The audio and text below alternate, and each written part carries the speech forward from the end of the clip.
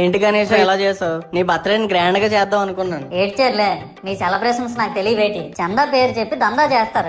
పైగా నా విగ్రహాన్ని కొనడానికి పెళ్లి సంబంధాల్లో పిల్లని చూడడానికి వెళ్ళినట్టు పొలోమను 10 మంది వెళ్తారు. అందులో ఒకడికి ఆ బొమ్మ నచ్చిందని, ఇంకోటికి ఈ బొమ్మ నచ్చిందని. నా కర్మ ఏంటంటే అక్కడ ఉన్నవన్నీ నా బొమ్మలే. మళ్ళీ తీరా 10 మందికి ఒక బొమ్మ నచ్చాక అమ్మేటోడు అలుసుగా తీసుకొని 10,000 15,000 అని బాంబు పేలుస్తాడు. ఎందుకురా బాబు ఇంత రేట్ అంటే, కలకత్తా నుంచి తెప్పించాం అంటాడు. నాకు అర్థం కానిది ఏంటంటే, ఎక్కడైతే నేను కలకత్తా నుంచి అయితే నాకన్నా మొనగాడు వస్తాడా, అక్కడ కూడా నేనే కదా. సరేలే, జరిగిందేదో జరిగింది, నా భక్తులే కదా, కూల్ బ్రో అని చిల్లయ్యే లోపు నన్ను పందిర్లో పెట్టి ముసుగు తీసి నాకన్నా పొడుగుండే సౌండ్ బాక్సులు 2 నా చెవులు పక్కన పెట్టి అని చెప్పి నా పాటలను కూని చేస్తాను. ఇవన్నీ చూస్తూ 9 రాత్రులు గడిపాక సరేలే సాయంత్రం అనిపిస్తారులే అని కాలు మీద కాలు వేసుకొని కూర్చుంటే అప్పుడు మొదలవుతాదిరా నా నిమజ్జనం. వ్యాన్ ముందు 90 వేసి నాగిని డాన్స్ చేస్తారు.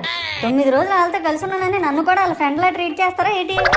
అబ్బా మునిగినంత వరకు మనశ్శాంతి ఉండదురా.